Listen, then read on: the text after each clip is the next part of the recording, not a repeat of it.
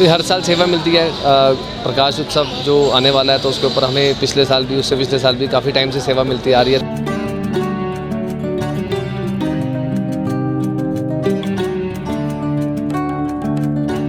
देशों विदेशों तो आईयां संगतां वास्ते बाहरले देशों तो फ्लावर भी मंगाए जाते, फुੱਲ मंगाए जाते हैं, भारी तादाद में मंगाए जा रहे हैं।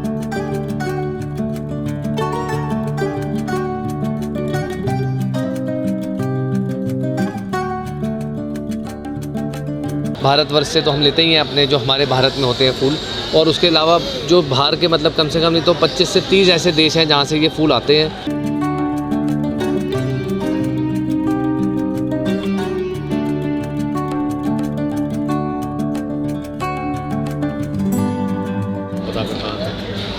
मैं संचित शर्मा हूँ, दिल्ली से, एमिल फार्मास्यूटिकल से।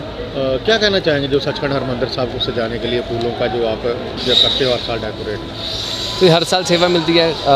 प्रकाश उत्सव जो आने वाला है तो उसके ऊपर हमें पिछले साल भी, उससे पिछले साल भी काफ़ी टाइम से सेवा मिलती आ रही है। तो ये हमारे लिए बड़ा, हम खुशकिस्मत मानते हैं अपने आप को कि ये सेवा हमें मिलती है। तो फूलों के यहाँ पे बहुत सारे प्रकार इकट्ठे करे जाते हैं, तो हम अपने आप को बहुत लकी मानते हैं कि इतनी हमें सेवा मिलती है। तो हम लोग बड़े चाव से हर तरीके के फूल यहाँ पे हॉलैंड से, सिंगापुर से, भारतवर्ष से तो हम लेते ही हैं अपने, जो हमारे भारत में होते हैं फूल, और उसके अलावा जो बाहर के मतलब कम से कम नहीं तो 25 से 30 ऐसे देश हैं जहाँ से ये फूल आते हैं, और ये फूल यहाँ से इकट्ठे करे जाते हैं। फिर कारीगर जो हैं हमारे कलकत्ता के, यूपी के अलग अलग ज़िले, अलग अलग प्रांतों से जो है कारीगर आते हैं जो कि ये सजाते हैं, पूरी डेकोरेशन करते हैं।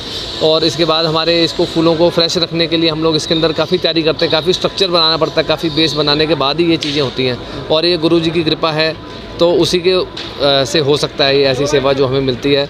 तो ये वो अपने आप ही वो करवाते हैं, तो हम बहुत शुक्रगुजार हैं इस चीज़ के लिए। फूल कितने तरह के जो फूल यहाँ पर लगाए जाएंगे? कम से कम यहाँ पे आप बताएं 100 से ऊपर वैरायटी है फूलों की, जो है ना, अलग अलग, जो ज़रबरा है, ऑर्किड्स हैं, कार्नेशंस हैं, लिलियम हैं, एशियाटिक लिली है, उसके बाद जो हॉलैंड और वहाँ से जो आता है, उसके बाद बहुत सारे वैरायटी ऑफ फ्लावर्स जो है यहाँ पे हमारे आते हैं। तो टोटल कितनी क्वांटिटी के फूल यहाँ पर लगेंगे? क्वांटिटी यहाँ पे अभी मतलब 5 से 6 ट्रक तो आ चुके हैं, 22 फीटी ट्रक आ चुके हैं, 5 से 6 ट्रक जो फूलों के लगेंगे। और कितने कारीगर लगेंगे? कारीगर हमारे यहाँ पे अभी 150 से ऊपर कारीगर हैं, जो अलग अलग कलकत्ता से और जो है ना यूपी से, बंगाल से, अलग अलग जगह से आए हुए हैं जो सजाएंगे इसे। जी, मेरा नाम मानस है और यहाँ बहुत सारी वैरायटी का फूल है, कम से कम 25-30 वैरायटी का फूल है। और यहाँ कम से कम 180 से लेकर 200 लेबर है। तो 24 तारीख से लगा हुआ है दिन रात, ये 27 तारीख रात तक ख़त्म होगा। और कुछ ज़्यादातर फूल इंडिया से बाहर का ही है, कुछ फूल इंडियन भी है और ज़्यादातर फूल बाहर का ही है। तो सारे टोटल मिला के लग रहा है कम से कम 8-10 ट्रक फूल आया हुआ है ये सजावट के लिए। हाँ जी, की नाम कर रहे कितों आए? ਅਸੀਂ ਅੰਮ੍ਰਿਤਸਰ ਤੋਂ ਇੱਥੋਂ ਸਹਿਣੇ ਵਾਲੀ ਪਿੰਡ ਸਾਡਾ, ਤੇ ਇਸ ਤੋਂ ਕੋਈ 20 ਕਿਲੋਮੀਟਰ ਆ, ਤੇ ਦਰਸ਼ਨ ਨੂੰ ਆਏ ਹਾਂ। ਤੇ ਪਹਿਲੇ ਪ੍ਰਕਾਸ਼ ਆ ਸਾਹਿਬ ਸ੍ਰੀ ਗੁਰੂ ਗ੍ਰੰਥ ਸਾਹਿਬ ਜੀ ਦਾ ਪਹਿਲਾ ਪ੍ਰਕਾਸ਼, ਜੋ ਕਿ ਬੜੀ ਧੂਮਧਾਮ ਨਾਲ ਐਤਵਾਰ ਨੂੰ ਮਨਾਇਆ ਜਾ ਰਿਹਾ। ਅਸੀਂ ਇੱਥੇ ਆ ਕੇ ਵੇਖਿਆ ਜੋ ਫੁੱਲਾਂ ਦੀ ਸਜਾਵਟ ਬਹੁਤ ਹੀ ਵਧੀਆ ਢੰਗ ਨਾਲ ਕੀਤੀ ਆ। ਅਸੀਂ ਉਹਨਾਂ ਦਾ ਸ਼ੁਕਰਗੁਜ਼ਾਰ ਹਾਂ ਜਿਨ੍ਹਾਂ ਇੱਦਾਂ ਸੋਹਣੇ ਢੰਗ ਨਾਲ ਸਜਾਵਟ ਕੀਤੀ ਆ। ਤੇ ਸਾਡੇ ਹੱਥ ਜੋੜ ਕੇ ਬੇਨਤੀ ਸਾਰੀ ਸੰਗਤ ਨੂੰ ਕਿ ਇੱਥੇ ਆਣ ਕੇ ਦਰਸ਼ਨ ਕਰੋ, ਨਾਲੇ ਫੁੱਲਾਂ ਦੀ ਸਜਾਵਟ ਵੇਖੋ। ਆਪਣੇ ਬਾਰੇ ਦੱਸੋ। ਮੇਰਾ ਨਾਮ ਪ੍ਰਤਾਪ ਸਿੰਘ ਹੈ ਜੀ, ਐਡੀਸ਼ਨਲ ਸਕੱਤਰ ਸ਼੍ਰੋਮਣੀ ਕਮੇਟੀ। ਸਕੱਤਰ ਸਾਹਿਬ ਜੀ, ਜਿਹੜੇ ਪ੍ਰੋਗਰਾਮ ਲਿਖੇ ਗਏ ਨੇ ਕੀ ਲਿਖੇ ਗਏ ਨੇ ਸ਼੍ਰੀ ਗੁਰੂ ਗ੍ਰੰਥ ਸਾਹਿਬ ਦੀ ਪ੍ਰਕਾਸ਼ ਪੁਰਬ ਤੇ? ਸ਼੍ਰੀ ਗੁਰੂ ਗ੍ਰੰਥ ਸਾਹਿਬ ਜੀ ਦੇ ਪਹਿਲੇ ਪ੍ਰਕਾਸ਼ ਦਿਹਾੜੇ ਦੇ ਸੰਬੰਧ ਵਿੱਚ ਅੱਜ ਸ਼੍ਰੀ ਅਖੰਡ ਪਾਠ ਸਾਹਿਬ ਸ਼੍ਰੀ ਰਾਮਸਰ ਸਾਹਿਬ ਵਿਖੇ ਆਰੰਭ ਕੀਤੇ ਗਏ ਨੇ, ਜਿਹਦੇ ਭੋਗ 28/8/2022 ਨੂੰ ਸਵੇਰੇ ਤਕਰੀਬਨ 6:30 ਵਜੇ ਪੈਣਗੇ।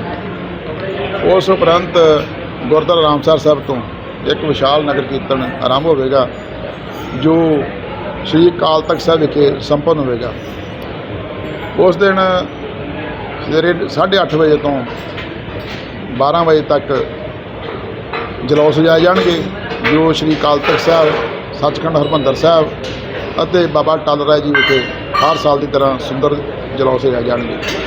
ਰਾਤ ਨੂੰ ਦੀਪਮਾਲਾ ਹੋਏਗੀ, ਆਤਿਸ਼ਬਾਜ਼ੀ ਹੋਏਗੀ ਅਤੇ ਕੀਰਤਨ ਦਰਬਾਰ ਹੋਏਗਾ।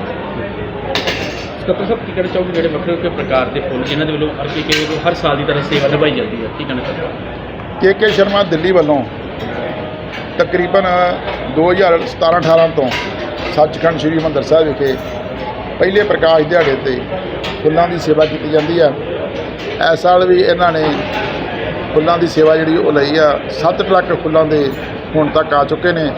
1 ਟਰੱਕ ਇਹਨਾਂ ਵੱਲ ਦੱਸਣ ਅਨੁਸਾਰ ਕਿ ਅੱਜ ਰਾਤ ਤੱਕ ਪਹੁੰਚ ਜਾਏਗਾ। ਇਹਨਾਂ ਦੇ 180 ਕਾਰੀਗਰ ਜਿਹੜੇ ਆ ਉਹ ਫੁੱਲ ਮਾਲਾ ਬਣਾ ਕੇ, ਗੁਲਦਸਤੇ ਬਣਾ ਕੇ ਸੱਚਖੰਡ ਸ੍ਰੀ ਹਰਿਮੰਦਰ ਸਾਹਿਬ ਦੀਆਂ ਪਰਿਕਰਮਾ, ਅਕਾਲ ਤਖਤ ਸਾਹਿਬ ਅਤੇ ਨਾਲ ਲੱਗਦੇ ਜਿਹੜੇ ਸਾਡੇ ਸਥਾਨ ਨੇ ਉਹਨਾਂ ਨੂੰ ਸਜਾ ਰਹੇ ਨੇ। ਗੁਰੂ ਮਹਾਰਾਜ ਜੀ ਕੋਲ ਅਰਦਾਸ ਕਰਦਾ ਕਿ ਗੁਰੂ ਮਹਾਰਾਜ ਇਹਨਾਂ ਨੂੰ ਇੱਦਾਂ ਹੀ ਤੰਦਰੁਸਤੀ ਬਖਸ਼ਣ ਅਤੇ ਇਹ ਇੱਦਾਂ ਹੀ ਗੁਰੂ ਘਰ ਦੀਆਂ ਸੇਵਾਵਾਂ ਕਰਦੇ ਰਹਿਣ। ਵਾਹਿਗੁਰੂ ਜੀ ਕਾ ਖਾਲਸਾ, ਵਾਹਿਗੁਰੂ ਜੀ ਕੀ ਫਤਿਹ।